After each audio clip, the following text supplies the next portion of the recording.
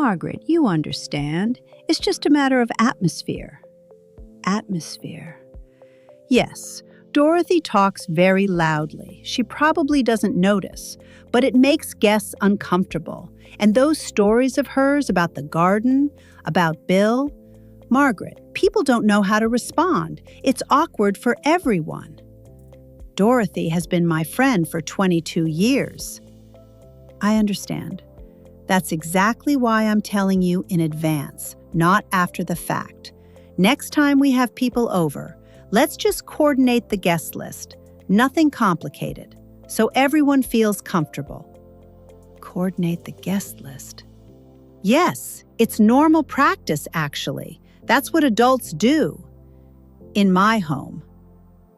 Well, we all live here, Margaret. My name is Margaret Holloway, 71 years old, 36 years teaching children to read Steinbeck and Faulkner at Ridgeview Middle School, 8 years a widow. This is my home. I made the first mortgage payment in October of '84, alone, because Frank was on shift. My daughter-in-law Victoria is standing in my kitchen, explaining to me that Dorothy Pierce, who sat with me through the night Frank died, creates an uncomfortable atmosphere. 3 days from now, I'll find out that Victoria already called Dorothy directly, told her not to come, didn't mention it to me, just called, and told her not to come. Then opened Instagram and wrote, "Radical inclusivity starts at home." 4,218 likes. I looked at Victoria. She was waiting for an answer, pleased with herself, the way she always was when she thought she'd explained things clearly enough. "All right, Victoria, I'll think about the list." She left. I picked up my phone, opened her Instagram, found the post, read it again. Radical inclusivity starts at home. I typed in the comments, "Couldn't agree more. Shall we start with ours?" Victoria liked my comment 40 seconds later, without reading it. I stared at the notification for a long time. Then I got up, walked to the kitchen cabinet. On the second shelf sat 4 identical white mugs Victoria bought when she moved in. Minimalism, Margaret. It just looks cleaner. Behind them, pushed to the very back, 3 old mugs.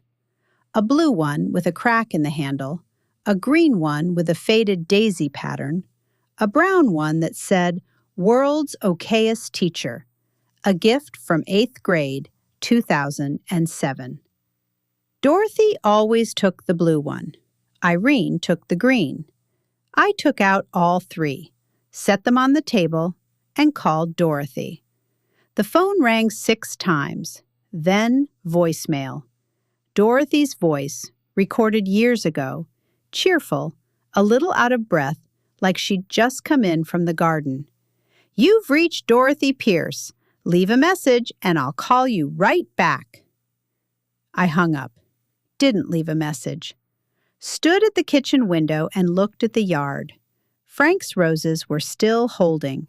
3 weeks into November, and the last of them hadn't given up yet. He always said they were stubborn. "Just like you, Mags," he'd say, and duck before I could throw the dish towel at him.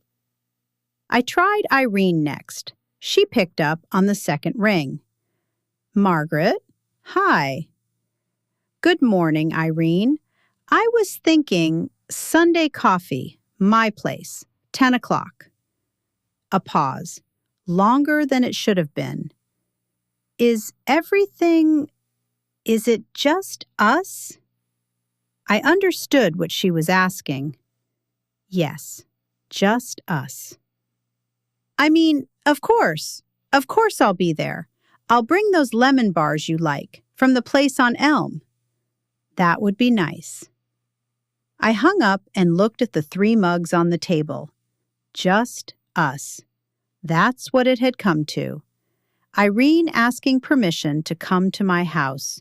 Checking who else would be there. like we were teenagers coordinating around someone's difficult mother.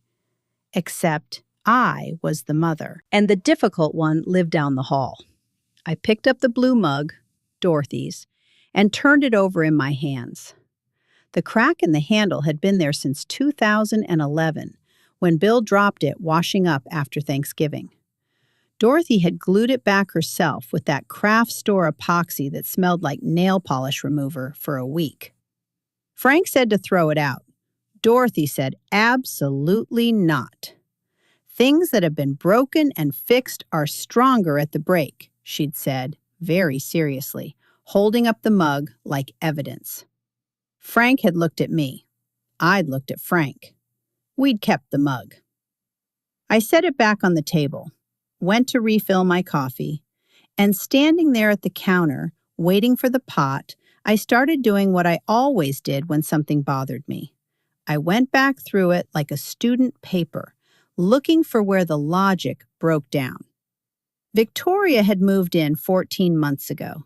She and Gary had been renting in Overland Park, a nice enough place, modern, the kind of apartment that looks like a hotel lobby and costs twice what it should. Then Gary's company did layoffs, not Gary specifically, but enough people around him that they decided to reassess, which I'd learned meant, ask Mom if we can stay for a while. I'd said yes. Of course I'd said yes. Gary was my son. The first month was fine. Victoria cooked elaborate things on weeknights and left the kitchen spotless, which I appreciated even if the elaborate things required 17 specialty ingredients from Whole Foods and the cleanup took 40 minutes. She worked from the guest room during the day. She was quiet. She said please and thank you. Then in month 2, she redecorated the living room. Not dramatically, just Frank's navy photograph moved from the mantel to the hallway, the quilt my mother made folded into a basket instead of over the armchair, 4 new white mugs in the cabinet. I found these at Home Goods, she'd said. I thought they'd brighten things up. I hadn't said anything. In month 4, she started mentioning the garden. Margaret, have you thought about what you want to do with the back beds? They're looking a little untended. The roses Frank planted. Untended. I'd gone out that afternoon and spent 2 hours in the garden, came in with dirt on my knees and said nothing. Month 7, the Sunday coffee situation started. Victoria began scheduling things. Brunches with her colleagues, a book club that met in the living room, a neighbor couple from 2 streets over that she'd befriended at some charity auction. These were fine. I'd gone upstairs, given them the space, made myself scarce the way you do. But then one Sunday, Dorothy and Irene arrived at 10, the way they always had, and Victoria came downstairs in her silk robe and looked at the 3 of us sitting at my kitchen table, our kitchen table, 3 mugs, lemon bars, the Sunday crossword split between us, and her face did something, just for a second. Then she smiled and said good morning and went to make her green juice. After that, the Sundays started getting complicated. Gary had a call. Victoria had a migraine. The plumber was coming. Could we maybe do it next week? It was just easier if the house was quiet. Next week, next week, next week. And then the birthday. My 70th birthday was in September. Gary had asked what I wanted, and I'd said the same thing I always said. Just the people I love, here, nothing fancy. Pot roast, apple pie, Dorothy's muffins for the table because she always insisted on contributing something. Victoria had handled the arrangements. The arrangements included a cheese board that cost $60 and a signature cocktail called a Harvest Moon Spritz. The arrangements did not initially include Dorothy and Irene, which I discovered when I called Dorothy to confirm the time, and she said, very carefully, very gently, that she'd heard from Victoria it was going to be More of a dinner party situation, and she didn't want to impose. I'd called Victoria immediately. Dorothy is coming to my birthday dinner. Of course, I never said she couldn't. She said you told her it was a dinner party situation. I just meant it's a nicer evening than usual. We have the Harrisons coming, Pastor Brooks. I thought maybe Dorothy would feel more comfortable. More comfortable. It's just a different crowd, Margaret. I'd invited Dorothy. She'd come. She'd worn her good blue cardigan and brought blueberry muffins and talked about her tomato plants to Pastor Brooks, who had been genuinely interested because he grew tomatoes himself, and they'd had a lovely conversation about heirloom varieties for 20 minutes. Then she'd made a joke, a perfectly ordinary Dorothy joke, the kind that required you to have known her for more than 6 minutes to land properly, and Victoria had laughed just slightly too late and said, "Oh, Dorothy, you're just so," and paused just a beat too long before finishing with, "charming." Dorothy had smiled, finished her coffee, left 40 minutes early, said she had an early morning. Dorothy never had early mornings. I stood at the counter and poured my coffee and thought, 14 months. 14 months of small things. The photos, the mugs, the garden, the Sundays, the birthday, and now the phone call to Dorothy that I didn't know about.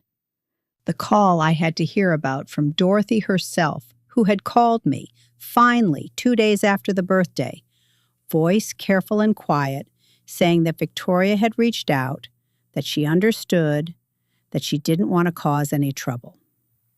Dorothy Pierce, 68 years old, retired, widowed 4 years, who drove me to every single chemotherapy appointment when I had that scare in 2016, and never once made me feel like a burden. Who sat in a plastic hospital chair for 6 hours reading People magazine while I slept after surgery, because she said she just wanted to be there in case I woke up and wanted company. That Dorothy didn't want to cause any trouble. I set my coffee down, opened my phone, went to Victoria's Instagram. 412 posts. I started at the beginning. Post 1, 3 years ago. A flat lay of a latte and an open planner. New year, intentional living. Curating a life that reflects my values.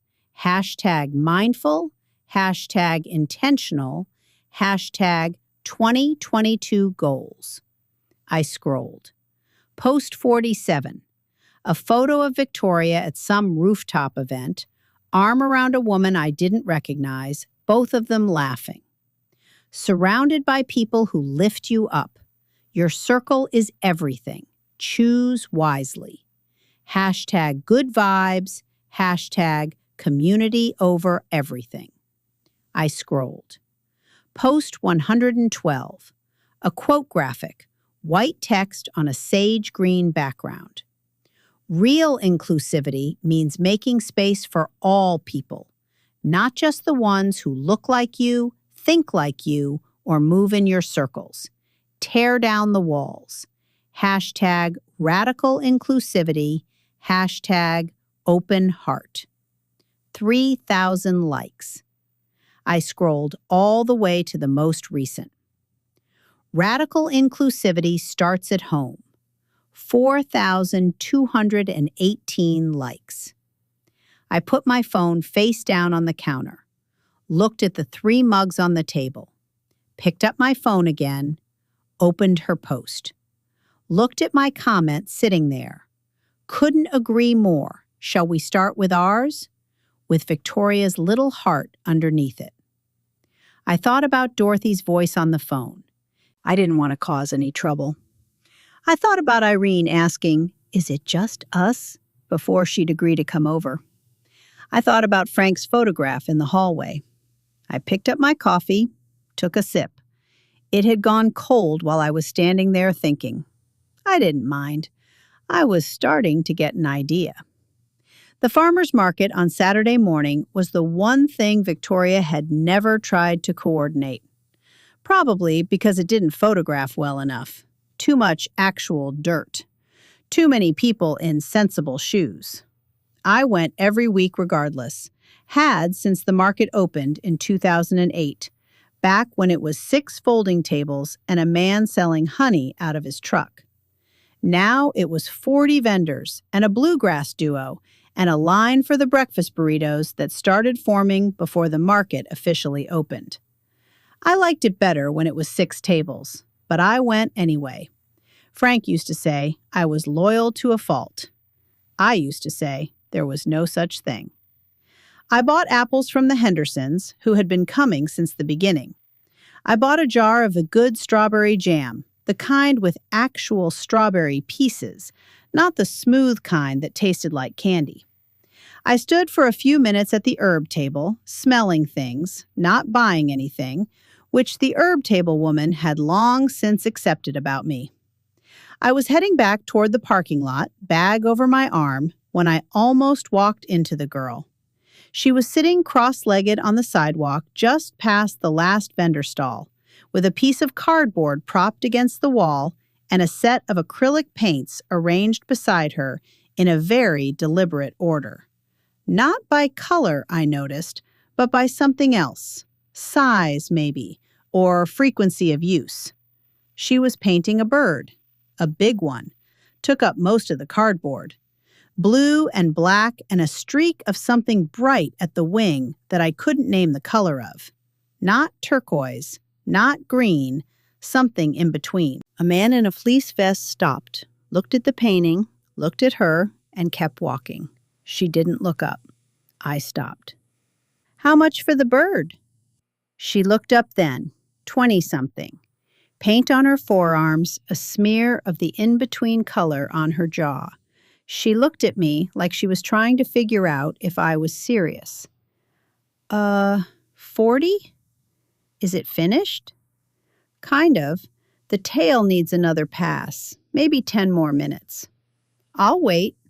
She blinked. "You don't have to." "I know." She looked at me for another second, then looked back at her painting, picked up the brush.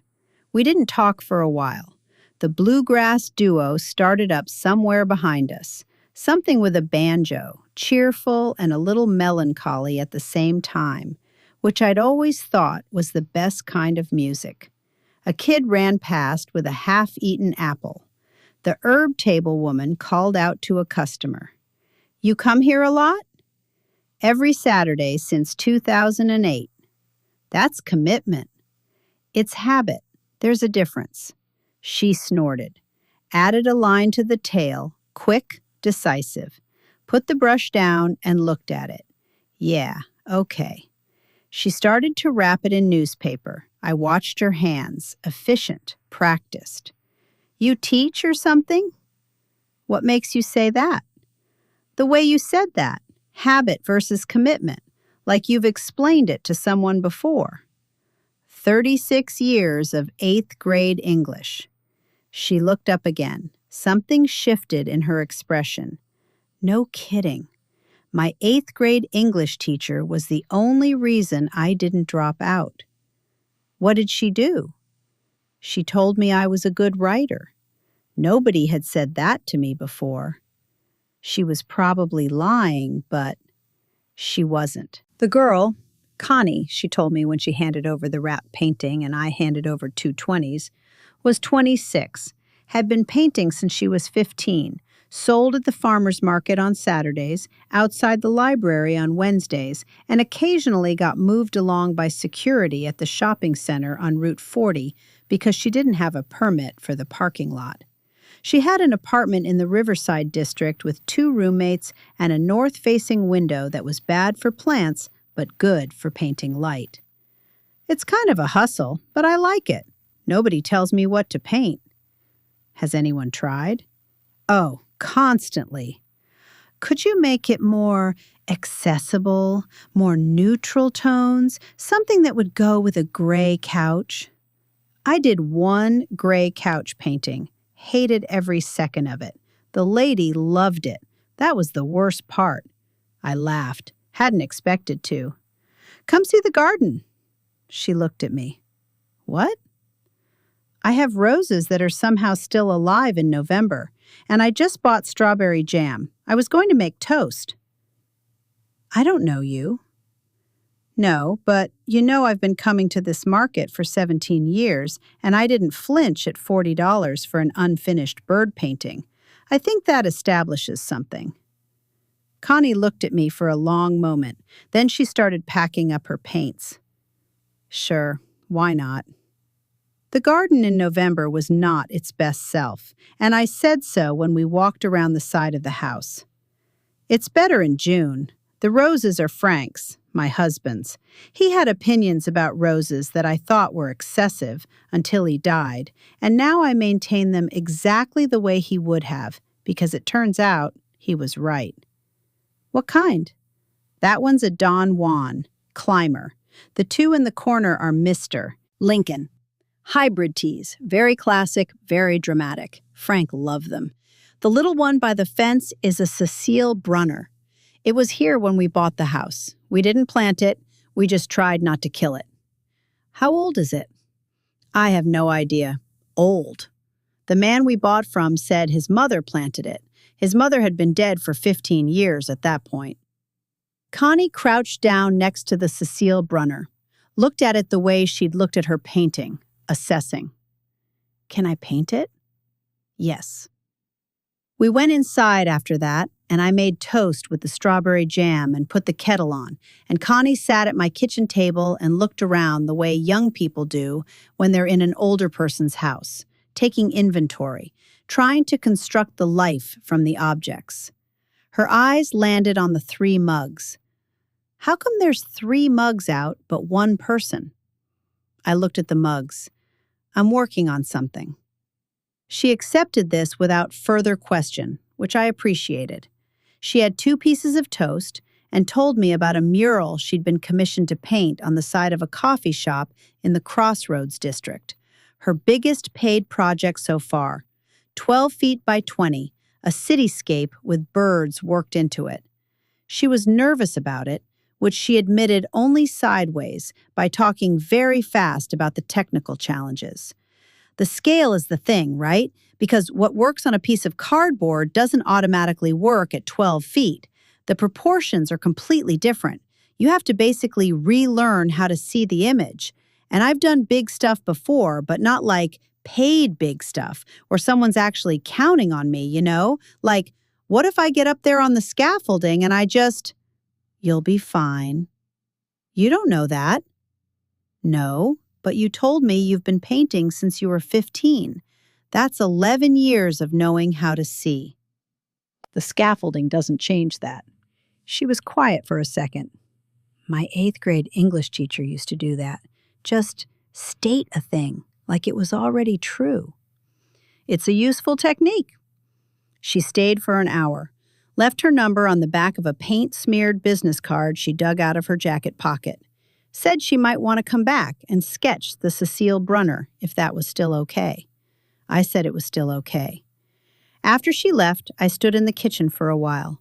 Then I went to my desk and opened my laptop and pulled up Victoria's Instagram again. I read through the posts I'd bookmarked, the inclusive ones, the open heart ones, the ones about radical hospitality and communities without walls. Then I opened a new browser tab and started reading. I read for 2 hours. Sunday morning, Irene arrived at 10:02, which for Irene was essentially early.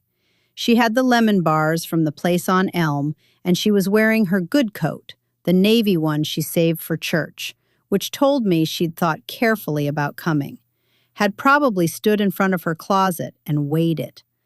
I had coffee ready and the 3 mugs on the table. She saw the 3 mugs and stopped.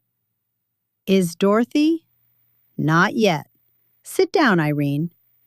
She sat, wrapped both hands around the green mug, her mug, faded daisies, and looked at me. How bad was it? What Victoria said to her. Bad enough that Dorothy stopped calling. Irene pressed her lips together. She'd had a heart procedure in August, 3 days in the ICU, a stent, a week of recovery at home, during which Victoria had said, very gently, that perhaps we should give her space to rest and not overwhelm her with visitors. Dorothy and I had called. We had not gone over. We had given space. Irene had spent those 3 days alone except for her cats. She'd never said anything about it. Not once. I'd figured it out 2 months later when she mentioned in passing that she'd watched all 6 seasons of a cooking competition show during her recovery because she'd had a lot of time to fill. 6 seasons. Alone. Because Victoria thought visitors would overwhelm her, I should have pushed back more on that, I said. When you were in the hospital, I should have just come. Irene looked at her mug. You couldn't have known. I should have known. You're my friend. A silence. The good kind. The kind that doesn't need to be filled. What are you planning, Margaret? I looked at her. What makes you think I'm planning something? Because you have that face. The one you used to get before parent-teacher conferences when a parent had been difficult all semester. Frank called it your just you wait face. I hadn't known Frank had a name for it. I've been doing some reading. What kind of reading? Victoria has 80,000 followers on Instagram. Her biggest posts are about radical inclusivity, open communities, hospitality without borders. She has a highlight reel called My Open Home. She has never once, in 14 months, invited a single one of my friends into this house of her own accord. Not once. Irene considered this. So you're going to... I'm going to take her at her word. Irene looked at me for a long moment. Then she picked up a lemon bar. Tell me what you need me to do. I found Reginald on a Tuesday outside the public library on Main, reading a paperback with a broken spine. I almost walked past him. I had my library bag over my shoulder. 3 books, the maximum I ever allowed myself, because more than 3, and I felt guilty about the ones I wasn't reading. And I was thinking about something else, the way you do when you've been thinking hard about a problem for several days, and your mind keeps returning to it even when you're trying to give it a rest. He was sitting on the stone wall that ran along the library steps, not bothering anyone, reading with the concentration of someone who had nowhere else to be and didn't consider this a misfortune. I stopped because of the book. Is that The Great Gatsby? He looked up. 60s maybe, gray at the temples, a week of beard, a coat that had been good quality once. You could still see it in the cut of it. His eyes were sharp. Last time I checked. Whose copy? Libraries, technically. So you have a library card. I have several, different branches. You always interrogate strangers about their reading material? Only when it's Fitzgerald. I taught that book for 23 years. He lowered the book slightly. Taught where? Ridgeview, middle school. English. Yes. And you? He looked at her steadily. Then, history.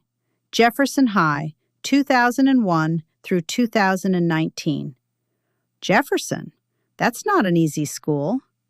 No, it's not. I liked it. His name was Reginald Okafor. He'd taught AP American History and a senior elective on the civil rights movement that students had apparently waited years to take. He'd lost his apartment in a building sale 18 months ago. The owner converted to condos, the tenants got 90 days and a form letter, and had been navigating what he called a transitional situation since then. He said it with the precise diction of a man who had spent decades choosing exactly the right word for exactly the right moment.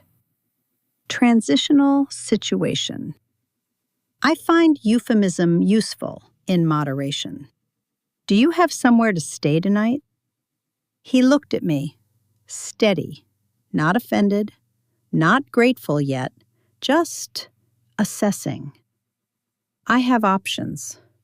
I have a guest room, clean sheets, working heat. I also have a daughter-in-law who has publicly committed to radical inclusivity and an open home, and I am in the process of holding her to it. A long pause. A car went past. A woman with a stroller navigated around us without looking up from her phone. Are you using me as a point in an argument? I thought about this honestly. Yes, but I'm also offering you a warm room. Those two things aren't mutually exclusive. He looked at me for a long moment. Then he looked down at his Gatsby. Can't repeat the past? Why, of course you can. That's the line everyone gets wrong. He means it as delusion, not inspiration. I know. Stand night. I don't like to impose. Mr. Okafor, in my experience, the people who worry most about imposing impose the least. It's the ones who never mention it you have to watch. He considered this as we walked. I'll need to let someone know where I am. I check in with the shelter coordinator. She worries. Give me her number. I'll call her myself. He stopped walking, looked at me. You're very sure of yourself. I'm 71 years old. I've earned it. He caught up. We walked. Victoria came home at 6:15. I heard the garage door, then her heels on the kitchen floor, then the pause, the specific pause that meant she'd registered something unexpected. Reginald was at the kitchen table. He had his Gatsby open next to a cup of tea, and he and I had been talking about the Harlem Renaissance for 40 minutes, which had started as a conversation about Fitzgerald and somehow arrived at Langston Hughes, which Reginald said was inevitable. Margaret, hi. Victoria, this is Reginald Okafor. He taught American history at Jefferson High for 18 years. He's staying in the guest room for a few days. A silence. Victoria looked at Reginald. Reginald looked at Victoria with the measured politeness of a man who had spent 2 decades managing rooms full of teenagers and was not easily rattled. Good evening. Victoria looked back at me. Her face was doing the thing, the pleasant surface over working machinery thing she did when she was recalibrating. Can I talk to you for a second? You can say whatever you'd like to say, Victoria. Reginald is a guest. He's not the help. Another silence. Longer. Reginald picked up his tea, took a sip, did not appear to be enjoying this less than before. Of course. Welcome, Reginald. We'll talk later. She went upstairs. Reginald waited until her footsteps faded. He's not the help. That was pointed. She'll be fine. She's very adaptable when she has to be. You know she's going to call your son. I know. And Gary will come talk to me, and I'll explain, and he'll say something like, Mom, I just think we need to be considerate of everyone's comfort. And I'll agree that we do, and we'll both know exactly what that means and what it doesn't mean, and then he'll go back upstairs. Reginald looked at me over his teacup. You've done this before. I've taught middle school. Every conversation has a subtext. You just have to be willing to read it. Gary came down at 7, right on schedule. He stood in the kitchen doorway in his work socks. He always took his shoes off at the garage, had since he was a kid, and looked at Reginald, who had moved to the living room with his book and was now sitting in Frank's old chair by the window, which I had not suggested and was not going to mention. "Mom, can we—" "Hey, actually, hi, I'm Gary Holloway." Reginald stood to shake hands. Gary blinked at this, at the formality of it, the instinctive courtesy. "Reginald Okafor, your mother's been very generous. Can we talk in the kitchen?" We went to the kitchen.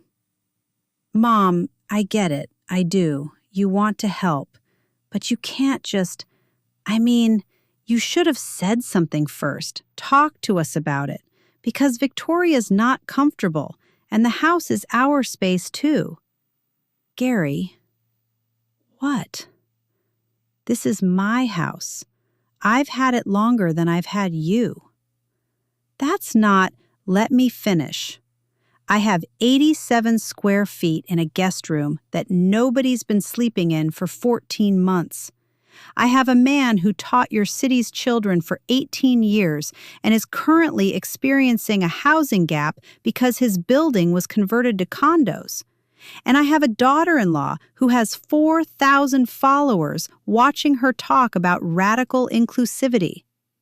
So I'm being radically inclusive. In my house, like she said." Gary opened his mouth, closed it. "She's going to be upset. She has that option." He stood there for a moment in his work socks, and I could see him doing the calculation, the one he'd been doing his whole life, the one where he tried to find the version of events that didn't require him to take a side. He was a good man. He was also, in this particular area, not yet brave. "Go to bed, Gary. Everything's fine." He went to bed. Reginald slept in the guest room. In the morning, I found him in the kitchen before I was up, coffee already made, sitting at the table with a yellow legal pad and a pen, writing something in small, precise handwriting. "You made coffee." It seemed the least I could do. There's enough in the pot. I poured a cup, sat down. "What are you writing?" "Notes. I keep notes. Old habit. When you teach, you write things down so you don't forget them. I kept doing it after." "What kind of things?" He turned the pad slightly so I could see the top of the page. A date. A location. Underneath it, in neat columns, observations, questions, things to follow up on. It looked, I thought, like a lesson plan for a class that had no students and no end date. "You're still teaching yourself." He looked at this for a moment. "I suppose I am. I didn't know what else to do with the time." I understood that, more than I said. Connie came back on Wednesday with a sketchbook and a request. "The Cecile Brunner, yeah. But also, I was thinking, if it's okay, I want to paint something on the garage wall, like a mural. I've been thinking about it since I was here." I looked at the garage wall. Beige. Had been beige since 1991, when Frank repainted it. "What would you paint?" "Something like this." It was the garden. Not a realistic rendering, but an impression of it. The roses suggested rather than drawn, and above them birds, the same birds from the cardboard painting, the blue-black ones with the in-between streak at the wing. I was thinking bigger, though, the whole wall. I looked at the sketch, looked at the wall, looked at the sketch again. Frank would have said the house value. Frank would have said, check with the HOA. Frank would have said, let me think about it, Mags, which meant, yes, eventually, just let me arrive there in my own time. Frank was not here. I had arrived. Do it. Connie blinked. Seriously? I'll get you a tarp for the ground. Do you need anything else? Already opening her bag. Paint. I have paint. She started that afternoon. By the time Victoria got home at 6:20, the lower third of the garage wall was covered in a wash of deep blue-green, and Connie was up on a stepladder working on the first bird. Victoria stopped her car in the driveway and did not immediately get out. Then she got out, walked to the garage, looked at the wall, looked at Connie. "Hi. Hey. Is this Connie Zhao? She's an artist. She's painting a mural. On the garage. On the garage. Margaret, can we please... You have 4 posts about public art and urban beautification. I found them when I was reading through your feed. March through June, 2 years ago. Very passionate." Victoria looked at her. Victoria looked at the wall.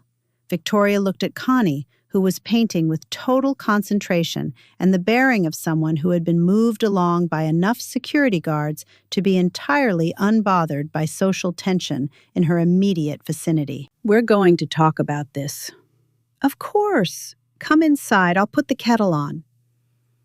Inside, Reginald was reading in the living room. Victoria stopped in the doorway. "He's still here." "He's comfortable. The room is just sitting there." "You said a few days." "I said a few days, yes. It's been 3. I thought we'd reassess." The table at the bearing of someone choosing a battlefield. "Margaret, I need you to understand something. I have colleagues who come here. I have my book club next week. I have a brand. I have..." Setting a mugs when noticed, not one of the old 3. "I know you do. So you see why this is..." "Victoria, I want to read you something. Home is not a curated space. Home is where we practice what we preach.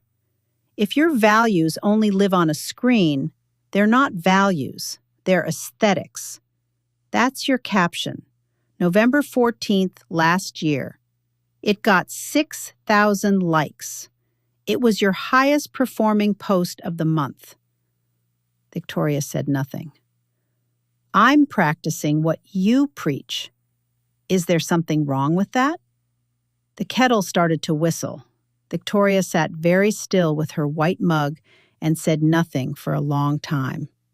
In the living room, a page turned. "This isn't what I meant." "What did you mean?" I meant it for the people I choose, the right situations, not just, who decides who the right people are?" A silence. "Because for a long time in this house, it's been you deciding, and I let that happen. That was my mistake, not yours. I'm correcting it." Victoria looked at her mug. "Dorothy wasn't right for..." "Dorothy Pierce sat with me for 6 hours in a hospital waiting room when Frank had his first cardiac event. She drove me to every chemotherapy appointment I had in 2016. She has never once in 22 years asked me for anything except company. Tell me what wasn't right about her." Victoria didn't answer. Margaret drank her tea. Pastor Daniel Brooks arrived on Thursday with a King Ranch casserole and no warning, which was exactly how he always arrived. He was 75 and had been our neighbor for 21 years and had officiated Frank's funeral and shown up with casseroles at every significant event in my life since, pleasant or otherwise. He had a gift for appearing at exactly the right moment that I had never been able to explain and had long since stopped trying to. "Margaret, I drove past and saw the garage wall. Who's doing that?" "A young woman named Connie. Come in, Daniel. There's coffee." He came in, stopped.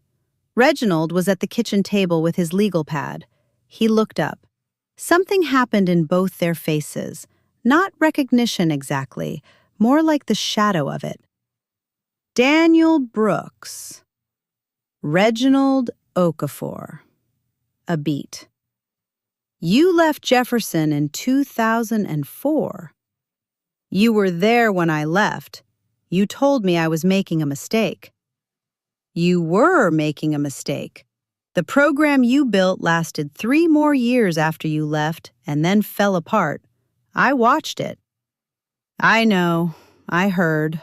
You were right. I usually am. Doesn't help much. I poured 3 cups of coffee and put the casserole in the refrigerator and did not say a single word, because some rooms you set up and then get out of the way of. They talked for an hour and a half. I learned more about Jefferson High School's academic history than I had known existed to learn. I also learned that Reginald had, in 2007, single-handedly saved a summer reading program that the district had tried to defund by writing a 14-page brief to the school board that Brooks described as the most devastating piece of institutional argument I have ever read from an educator. He made 3 board members cry. 2 of them voted for the program. The third one retired that year. People said it wasn't connected. It wasn't connected. Of course not. Victoria came home to find 3 people at my kitchen table, a casserole smell in the refrigerator, and Connie visible through the kitchen window, adding a sweep of amber to the top corner of the garage wall. She stood in the doorway for a moment. Gary's bringing dinner home. Thai food. For 2. How nice. Daniel, you'll stay? There's the King Ranch. I'd be glad to. Victoria went upstairs. Gary came home at 7 with Thai food for 2, stopped in the kitchen, looked at the table, now set for 4, Connie having come in when the light got bad, paint-stained jacket, completely comfortable by this point, telling Reginald about the Crossroads Mural Commission in considerable technical detail, and stood holding his paper bags with the expression of a man who had genuinely thought today would be simpler than yesterday. Mom? Thank you, Gary. I'll get plates. I think there's enough for everyone if we add the casserole. That's Pastor Brooks. Yes. Has he been here all day? Since about 2, he and Reginald know each other. They taught at the same school years ago. Gary looked at Reginald and Pastor Brooks, who were now in a mild disagreement about whether the Great Migration was adequately covered in standard high school curricula, a disagreement that had the relaxed quality of one they'd had before and expected to have again. Victoria's going to set the table, Gary. He set the table. Dinner was, despite everything, a perfectly good dinner.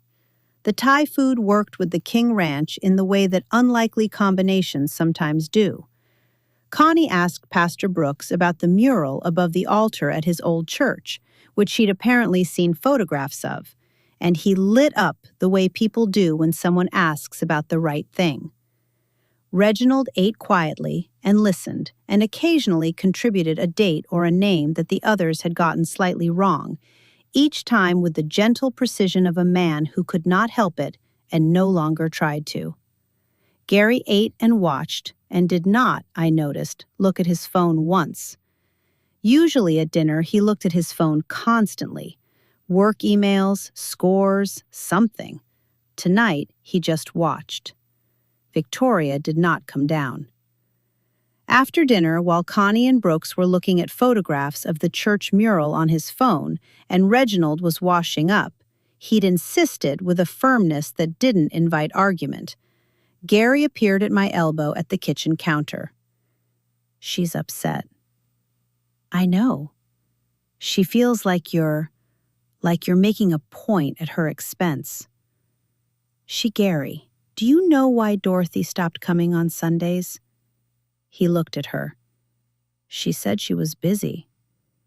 Victoria called her, told her she wasn't a good fit for the house. Dorothy sat with me in the hospital for 6 hours when your father had his first episode. She drove me to chemo. She came to his funeral and held my hand through the whole thing. And your wife called her and told her she wasn't a good fit? Gary was very still.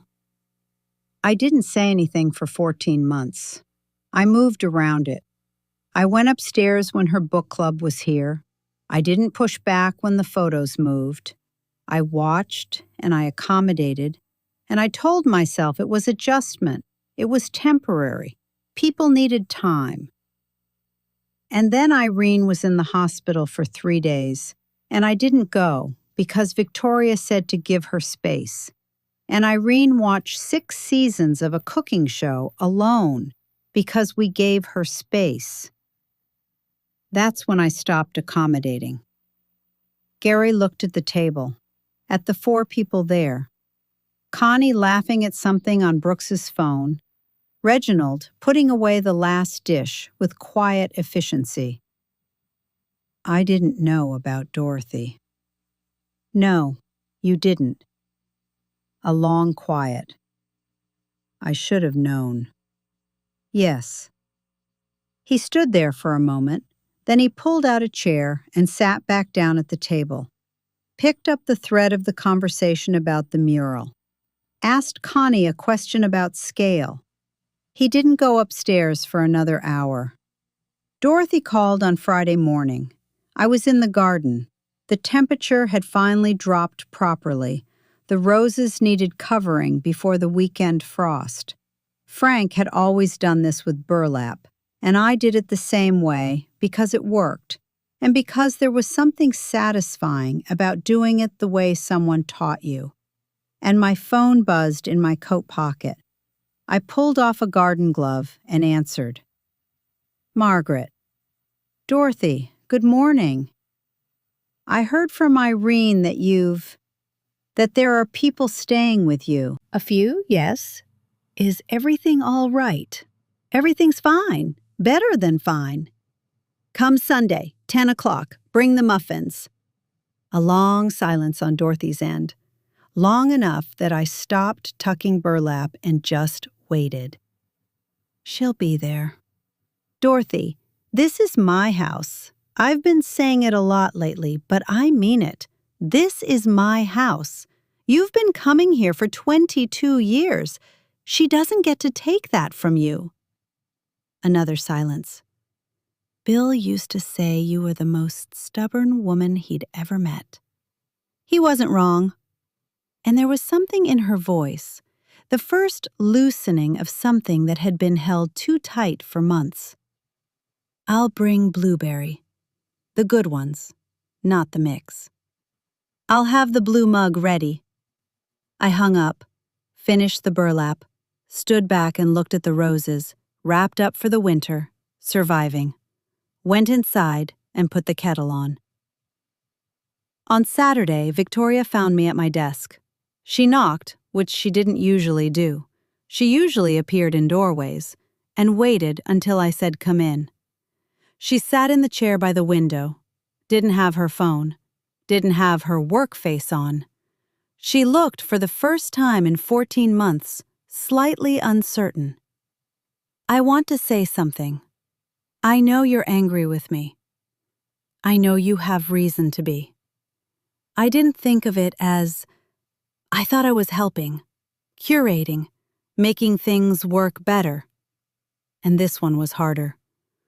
I know that sounds like an excuse. It does. Go on. I grew up with... My mother was very specific about how things looked, who came over, what the neighbors thought. I know that's not... I know it doesn't justify it. I'm just... Dorothy. I should not have called Dorothy. A silence. No, you shouldn't have. I'll call her. If she wants to hear from me, I'll apologize. Victoria, I don't need you to apologize to me. I need you to understand that this house is not a brand. The people in it are not content. Dorothy isn't a bad aesthetic choice. She's a person who loves me. Irene isn't an awkward social situation. She's a person who was alone in a hospital. Reginald isn't a liability. He's a man who spent 18 years teaching other people's children in a school that was, by every metric, harder than anything you've navigated in your career. Victoria listened, did not deflect. This was, I thought, new. I'm not asking you to love them.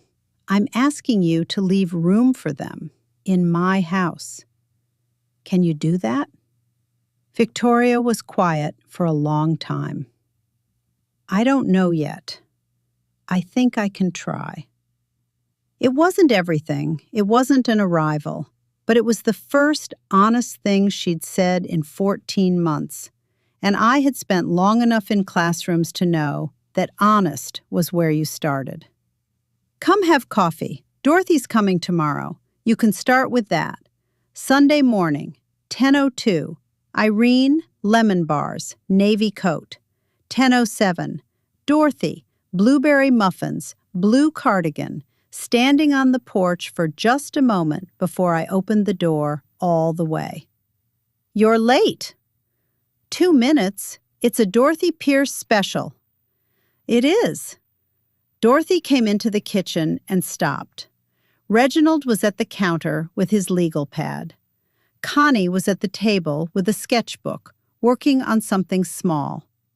Pastor Brooks had arrived at 9:45, which was early for him, with a coffee cake and the information that he'd looked up Connie's farmer's market work online and wanted to talk more about the Crossroads mural. Dorothy looked at all of them, looked at the table, 4 mugs out now, the 3 old ones and one of the white minimalist ones that someone had moved from the cabinet. Who's the 4th one for? Footsteps on the stairs. Victoria came into the kitchen in jeans and a plain shirt, no silk robe, no curated weekend look. She stopped when she saw Dorothy. A silence. Dorothy, I owe you an apology, a real one. I called you and I said something it was wrong, and I'm sorry. Dorothy looked at her, the look of a woman who had worked a cash register for 30 years and could read a person in 6 seconds flat, a long quiet. All right. You like blueberry? Victoria blinked.